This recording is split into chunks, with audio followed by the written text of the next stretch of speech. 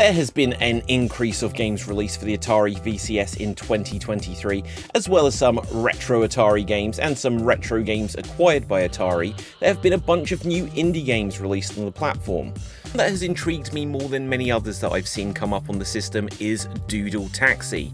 As a huge fan of Sega's Crazy Taxi series, I've always been interested when there have been new games that may scratch that familiar itch.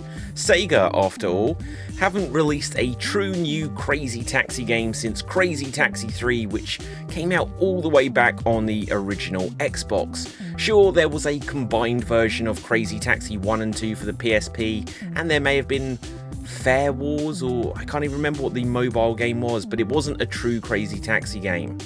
There's also been Taxi Chaos, which came out a couple of years back, but that didn't really do it for me.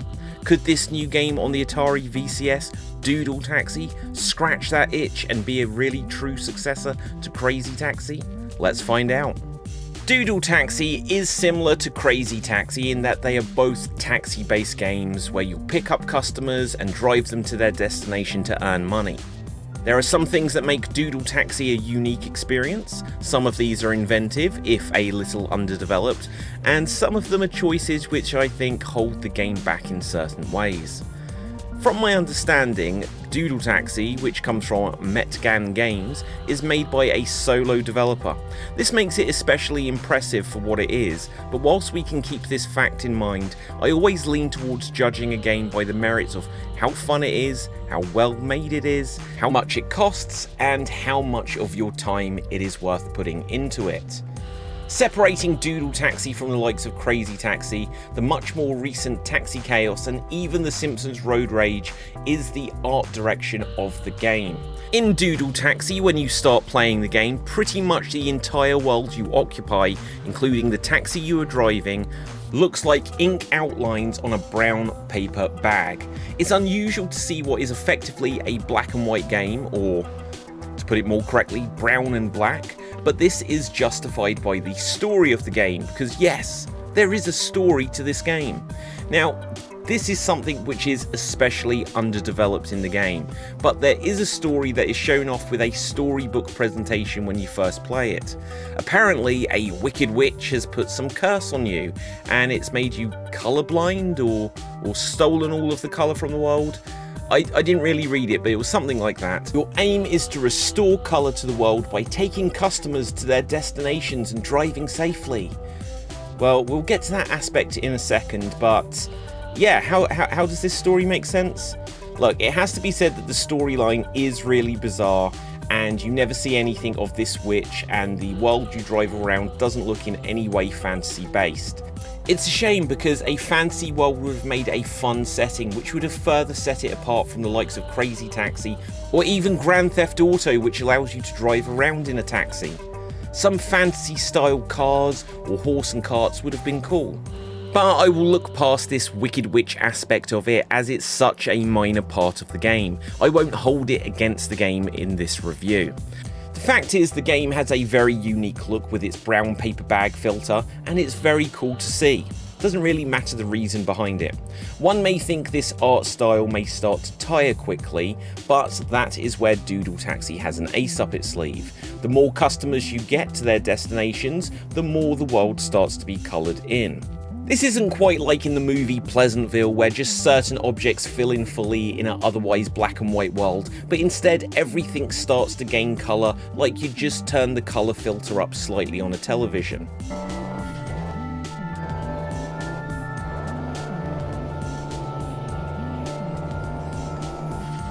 When you first start the game, you'll have just one taxi to choose to drive, and there are several more which cost money that you can earn through playing the game to unlock.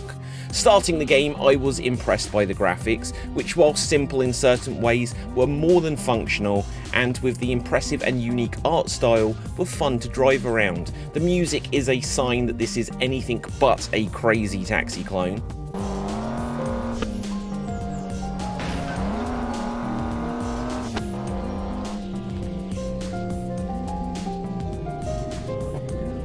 With gentle and relaxing music, you may think this is odd in a game where you're racing around in a taxi, but if anything, it can be seen as an indicator that this is a game where you will do well if you take things at a more relaxed and measured and safer pace. On my first playthrough with the initial taxi, I was surprised that the game gave you a percentage that you were trying to fill up. I thought this was to do with how many customers you needed to take to their destinations to be able to complete the playthrough, but actually, this percentage was an indicator of how much you have restored colour to the world. What I wouldn't figure out until my second playthrough was that the game rewards you for trying to drive safely. This is in stark contrast to something like Crazy Taxi, where although it doesn't benefit you to crash into things as it slows you down, you're not directly penalised for smashing into everything and anything on the road. In Doodle Taxi, the game kind of gives you a mixed message of what it wants from you, as there is a meter at the top of the screen, which, if you crash into things, it will turn red. So when you drop off a customer, the world will revert to being more of the black and white look. But if you want to turn the world more colourful, then you need to turn the meter green, and you seem to be doing this primarily by driving really, really fast. Maybe it turns green by going further distances without crashing, but in my experience the best way to get it to turn green quickly is to drive as fast as possible and you see the green fill up. So the game seemingly wants you to drive really, really fast, but also not crash. Fair enough. That is fine, but as you'll find, especially with the fast taxis, your best bet for success isn't speed, but getting the meter full from speeding and then continuing to take the customer to their destination while going very carefully, and this usually means very slowly. I was surprised to get 100% on my first playthrough with the initial taxi, and this took me a few minutes, but probably because I didn't fully understand that filling up the green meter was key to the success, rather than the number of customers. Having earned enough to unlock the fastest taxi on the game, I found that this made for a very different experience on the second playthrough. The faster car is frankly too fast to have any real success on the game, and this is where I discovered that slow and steady wins the race. I never found that I was in very much danger of running out of time, and unlike Crazy Taxi where you have an overall time limit where dropping off customers quicker gives you time bonuses, Doodle Taxi seems to give you random amount of times to either find a customer or to get them to their destination. It kind of resets with each task that you do. It did always seem like it gave you ample time, and the only time I ever got a game over was when I twice crashed into the same broken area of road where the car literally gets stuck and there is nothing you can do to move it off the spot.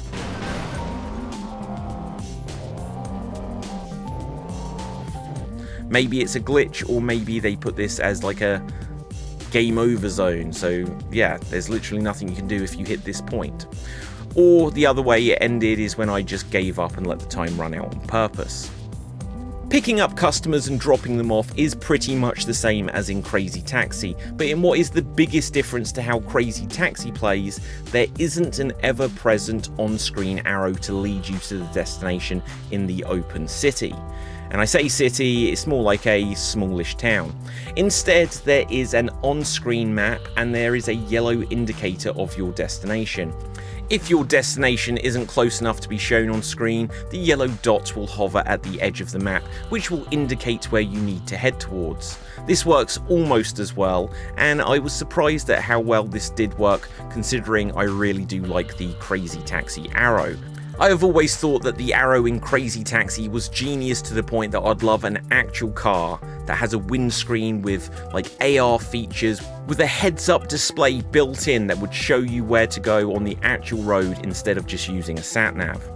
Now, one gripe I have with the game is that when you pick up or drop off a customer, you get an on-screen pop-up which covers the action as you're trying to continue driving. The game doesn't pause to just say, read this information of where you're going next, but the pop-up is so big that literally you're still maneuvering your taxi behind where you cannot see it. You can keep driving when you pick someone up, and if you spot the yellow dot at the edge of the screen, this can save you a second or two as you turn, getting into the right direction, but the pop-up is annoying and you have to wait for it to vanish. Annoyingly, you have to press a button to get rid of the pop-up when you drop a customer off. I think the info of your money and colour percentage should be completely on the heads-up display, and you not have to have these pop-ups in the game at all, as they really do slow down the action. It's not like you even stop to think, okay, I'm going to read where I'm taking this customer to, because I can truthfully say I didn't do that once. The controls of the game do seem pretty solid, and I liked controlling most of the cars, even if the fastest one was a bit too fast. It's a shame because that kind of takes away some of the fun of unlocking the fastest car, because you then think, I don't really know if I want to use this. And if you do have the fastest car, when you do drop off a customer, if you've done it well to fill up the green meter, literally it only takes about 4 customers to complete making the world colourful again. A game like this wouldn't work if it had bad controls, but fortunately the controls are easy to get into and driving around is fun. Another downside is that other cars on the road are kind of annoying. They're slow and there are not many of them. The town you drive around isn't that huge and there is only one level in the game. It would have been nice if the streets were slightly more busy, as it would add to the challenge for you to weave in and out of other cars. Also, the other cars in the game are going to their destination whether you do anything about it or not. So if you crash into one of them, you don't bump them out of the way like you would in pretty much any racing game. You just crash into the back of them and they still keep driving slowly, as they always would be whether you crashed into them or not. I'd like to see this game developed further, and it would be great to have some updates which perhaps add another level. I don't know if they will get this on the Atari VCS, because I don't know how often games are updated with new content, but as an Atari VCS exclusive, I think this could be a really special game if we get a little bit of tweaking to it and a little bit more.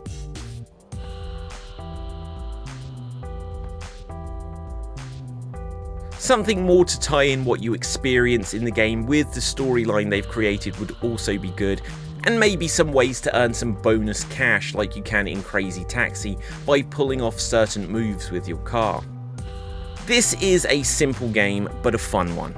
It's far from perfect, but with a cheap price, I can certainly say it is a game I'll probably play often on my Atari VCS. At the moment, I believe it is an Atari VCS exclusive, as I mentioned, and who knows if it will come out to other consoles, but it does on the Atari VCS stand out alone, as there is really nothing else like it. So that's going to wrap up this review for Doodle Taxi on the Atari VCS. I hope you enjoyed the video, and if you're interested in the game, do check it out on the VCS. I would really appreciate if you would smash that subscribe button. This is the Geek Battle Gaming YouTube channel, and I'd really appreciate if you check out some of my other videos. As you'll see, I cover mostly retro-themed games, stuff from the Atari VCS, Evercade, some retro consoles, some modern stuff. Some documentaries are starting to flood onto the channel, and there's going to be a lot more content coming up a lot more frequently than I have in the past. So with that, until next time, stay safe, always stay extremed, and ciao for now. Boom, and we're off the air.